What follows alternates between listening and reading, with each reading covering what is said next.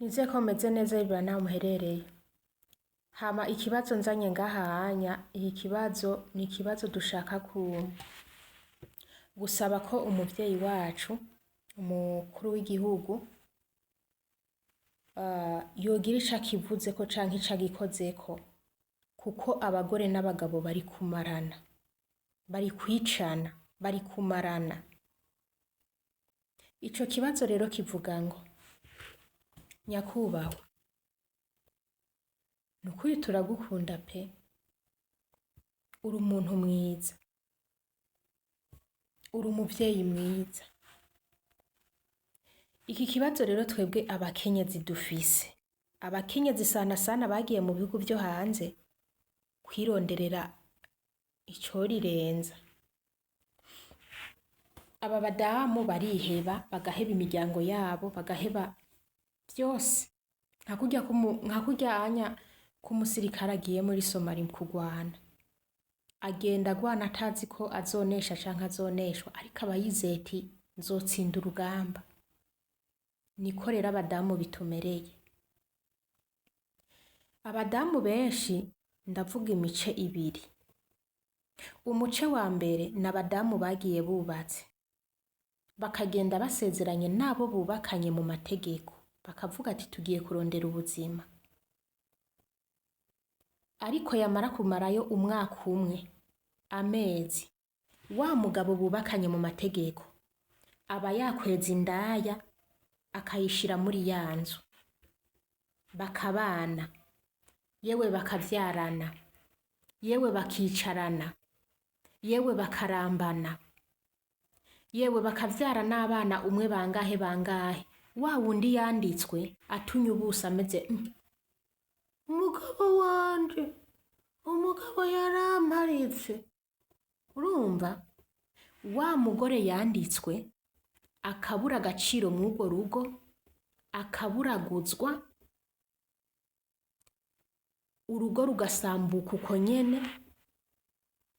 Wagira urataha ugeze mu gihugu, akurondeza igiti n'amabuye, akubwira ngo ibyo warondeye ngo twaranditswe zana tugabure. Ariko natwe tukaca twibaza ati muvyeyi,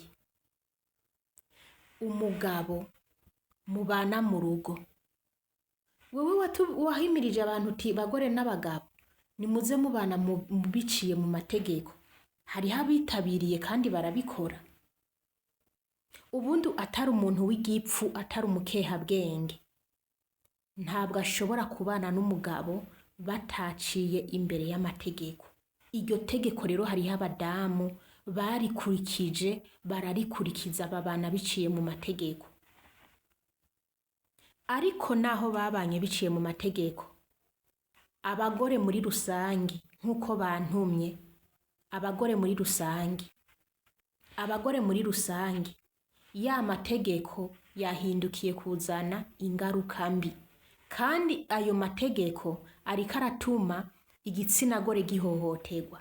Ya mategeko nyene y'ugusinya etat civile niyo ariko aragaruka nyene, niyo abagabo bitwaza, agombye kuguhondagura niyo vyo yitwaza, akubwira ngo wewe twaranditswe ntaho njana, akubwira ati jewe ndi umugabo, nzogenda hariya ndongore, mvyara abana, nuzuze, ngende hariya nkora ivyo nishakiye, wewe ugumutundaraye ngaho atajambo ufise, witwa umusingo mada kandi utari umusingo mada kandi wari ufise umugabo.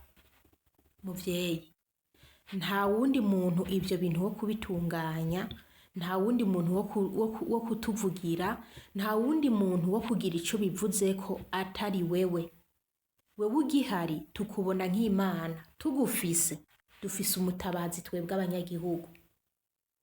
Rero muvyeyi mwiza, abagore turiko turahohoterwa, bariko barahohoterwa.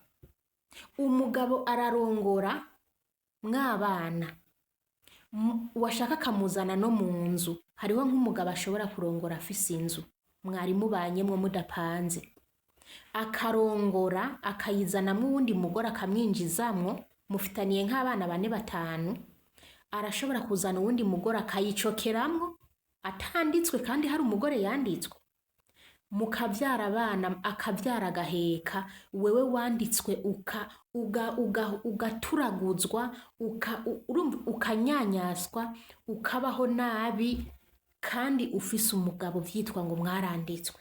Muvyeyi, tabara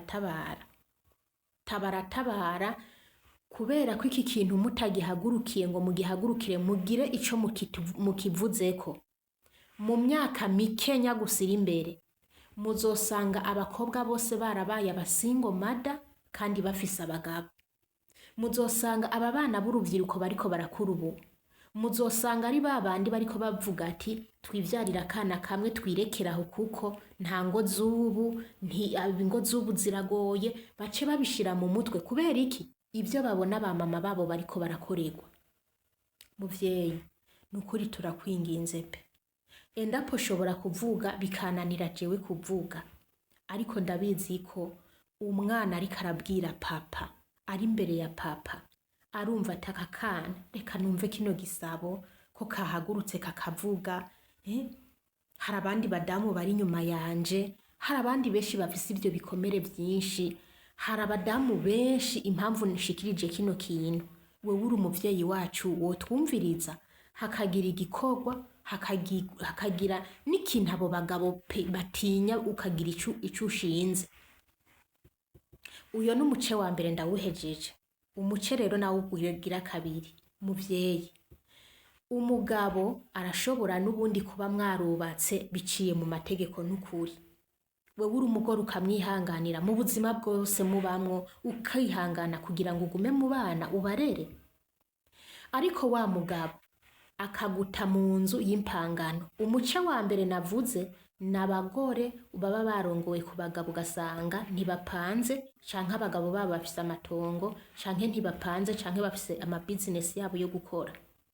Ariko rero sasa uyu muce ni umuce w'abagore bagiye kubakana n'abagabo, ariko bubakana biciye mu mategeko.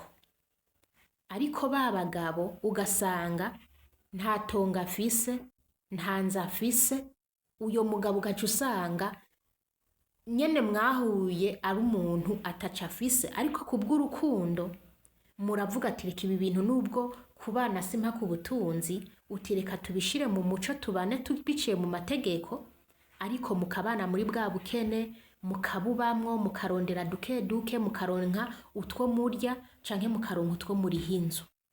Rero sasa wa mugabo akaca aja guhinduka, muvyaranye nk'abana 4-5. Wa mugabo rero agahinduka akagira iki? Akagenda iyo mwaranditswe, akaguta burundu, akagutana n'abana, akaca agenda kurongora uyundi mugore. Hari igihe aba afise akazi nyene kakandi gatuma kamwicaza mu gisagara, akaronka amahera y'inzu n'amahera yo kurya gusa. Ivyo vyonyene bikaba bigarukiye. Wa mugabo akagutana inzu, akamara imyaka 7, 10, 5. Bantu b'Imana, wa mugabo wa mugore akiraha ameze, umugabo wanje yarantaye, yantanye utwana, ntazi iyo turi, ntazi iyo turerewe. Wowe ukaguma mw'ivyo imyaka 5, uri umugore w'imyaka 27, 28, 30, nubwo yo bari 35. Eske abagore bobo sinzi ukuntu muvyeyi nabo barafise umubiri, kandi nabo buri mugore wese aba yipfuza kubaka urugo rwiwe rugakomera, kandi buri mugore wese aba yipfuza kugira umuntu amuba hafi. Ukaca usanga wa mugabo rero wewe yaritumukiye imyaka 10, imyaka 7, yaravyaye abana, yarujuje, yararongoye, yibereyeho nyene nta kibazo, ntaco bimutwaye. Mugabo akaca guhengera, warigiriye mu mahanga, nk'inyuma y'imyaka 3 ibiragutaye, ukigira mu mahanga ukarondera. Waronka ako kazu ko kurereramwo twa twana yagutanye, uzubona tuzutse muvyeyi hariya nyene yahora. Aca tuzuka hariya kwa wa mugore bafitaniye abana yaguharikishije, akaca aza kugutera muri twa tuntu twawe ngo mugabure, motife ngo kubera mwasinye. Muvyeyi, dutabare, turarushe. Bamwe barataha bagakubitwa, bagahohoterwa nabo bari bubakanye. Nukuri dutabara dukure kwabo bagabo, habitegeko kuko bazonatumara,